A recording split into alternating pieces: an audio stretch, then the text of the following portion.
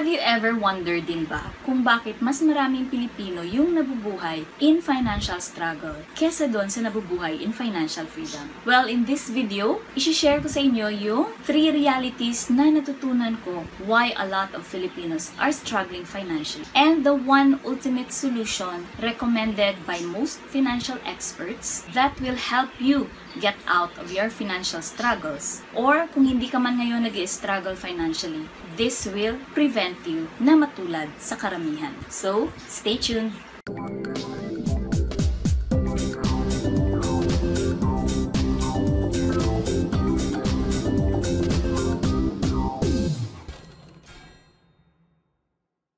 Hi, this is Mylene Aninang, and it is my passion right now na ma-share at maituro sa kapwa Pilipino, lalo na sa mga OFWs and their stay-at-home spouses na katulad ko, all about simple financial guide and relevant online marketing tips na I really believe makakatulong so together we can build a solid financial foundation and build online presence so that eventually we can create the life we truly love. And if you are new here, consider subscribing and hitting that bell notification icon para ma-notify ka kaagad whenever I'll be putting out a brand new video each and every week. And before ko i-share itong 3 big realities and 1 ultimate solution, meron lang akong gustong sabihin. Bato-bato sa langit, ang tamaan, huwag magalit. Kasi it's not my intention na makasakit ng damdamin. But I deeply care, that's why I am sharing this. Okay? So, kung ready ka na, let's begin. Okay. So, reality number 1. Most Filipinos struggle in their financial life or they fail in their financial life not because they intend to fail or ginusto nila na magkaganyan yung buhay nila. But it is rather because they fail to plan. So, it simply means karamihan sa atin hindi nagpaplano sa buhay pinansyal natin. That's why we are struggling. At bakit nangyayari ito? There are only 3 reasons. Number 1, it's because wala tayong alam about financial planning. Number 2, kulang na kulang yung alam natin. Or number 3, wrong information yung alam natin about financial planning. Kaya, kahit gusto pa natin na gawin yung financial planning, hindi natin magagawa. And it is because of the environment na kinalakhan natin. Kasi, hindi naman tinuro sa bahay natin or sa school natin. Karamihang Pilipino, hindi talaga pinapractice ito. Kaya, naipapasa rin natin from one generation to another. That's why most Filipinos nag-i-struggle in their financial life kasi hindi ginagawa ito. At nangyayari ito hindi lamang sa mga taong hindi nakapagtapos, even sa mga career-oriented or professionals like nurses, engineers, architects, accountants, and even doctors. So meaning from all walks of life. Kasi I remember one time, nung sinamahan ko yung kaibigan ko, nanghiram siya ng pera doon sa kakilala niya, nagpapautang ng 10%. Nung dumating kami doon, meron nang nauna sa amin. At nung paalis na yung tao na yon, narinig namin doon sa kakilala niya na ganito yung sinabi, "Okay doc, God bless." So narinig namin na isa pala siyang doktor. So you see, even the most professional can struggle in their financial life. And you can also see that your profession or your career is not a guarantee of your financial success. So, that's reality number 1. The second reality is most Filipinos are struggling financially because of the mindset and habit of getting into debt whenever there is an emergency or money troubles or even yung pag-satisfy ng mga wants and impulses natin. So, hindi man lang natin iniisip kung meron bang ibang paraan para masolusyonan yung money troubles natin without getting into debt. Kasi kung iniisip natin yan or tinatanong natin yan sa sarili natin, then for sure, may makukuha tayong sagot or solusyon. Diba? Kasi pwede naman tayong magbenta ng mga bagay na hindi natin kailangan. Pero dahil naging parte na siya ng buhay, kumbaga naging way of life na yung pangungutang, naging culture na ng maraming Pilipino kasi nakikita natin mismo sa bahay natin, nakikita natin mismo sa mga relatives natin nung while we were still growing up. Kaya nung time na tayo na mismo yung nag-earn, ganun din yung ginagawa na rin natin. At nakakalungkot, no? Lalo na okay lang kung emergencies, kung minsan maa-accept pa natin. Pero yung mangutang, bumibili ng mga branded na bagay just to keep up with our peers and colleagues, no? Mangungutang during mga sale sa mall, mangungutang para lang makapagpa-party, 'di ba?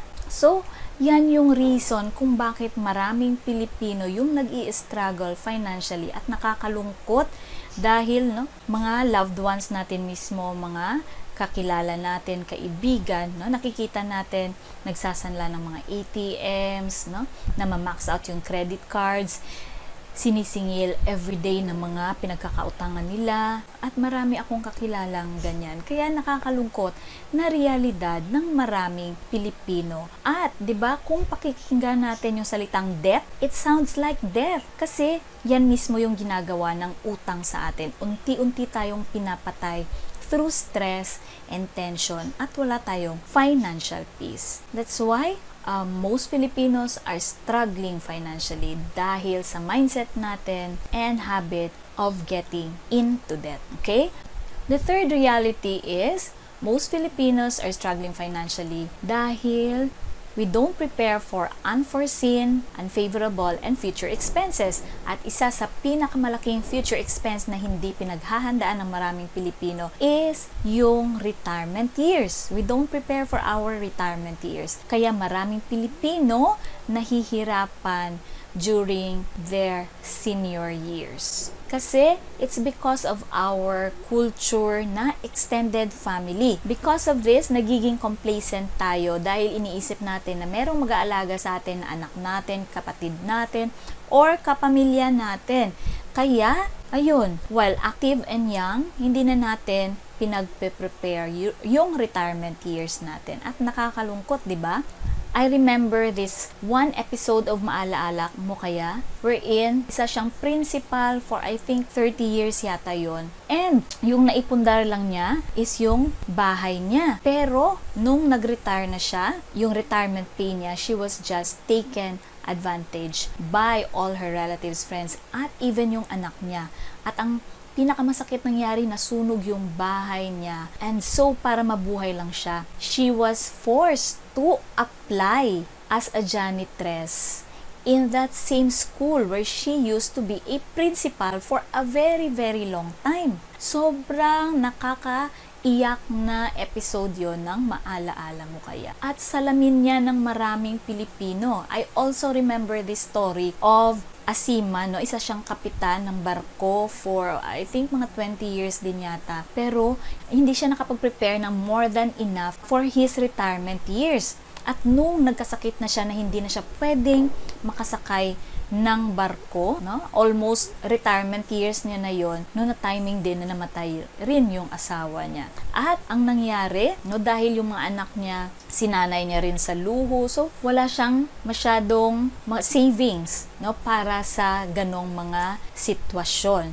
At kaya, naibenta niya yung bahay niya, yung sasakyan niya, at yung konting savings niya naubos kasi maintenance pa lang ng sakit niya. So, sobrang laki nung gastos niya every month. Up to the point na naubos talaga. And he was forced to live with his children. At one time, narinig niya yung anak niyang babae dahil nagkasakit siya, na ospital siya, narinig niya na humahagulgol yung anak niyang babae, tumatawag sa kuya niya na yun, pinapakuha na siya dahil ubos na rin yung pera nila, pati yung pang school ng anak niya. And he felt really hurt.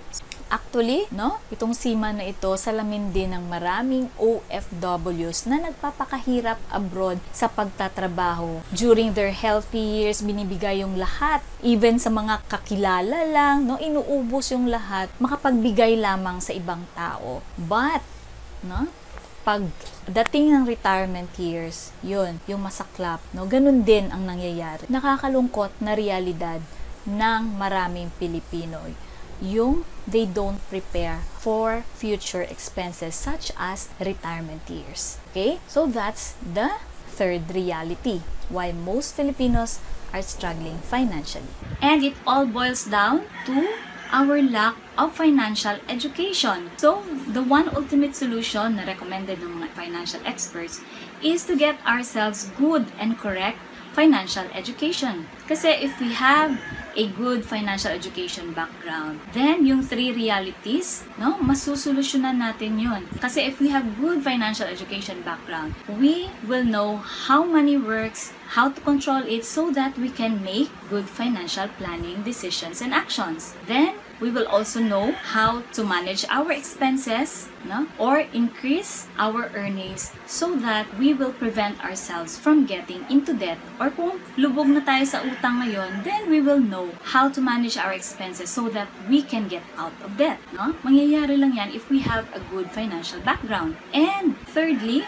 if we have a good financial education background, then we will know how to prepare for future expenses. What are the things, no, na kailangang paghandaan as future expenses, as unfavorable expenses in our financial life para kahit anong dilubyo yung dumating sa buhay natin, then handa tayo and we will not feel devastated, no? Hindi na mangyayari na malulubog tayo sa utang kapag napaghandaan natin yung mga unfavorable, unforeseen, and mga future expenses natin.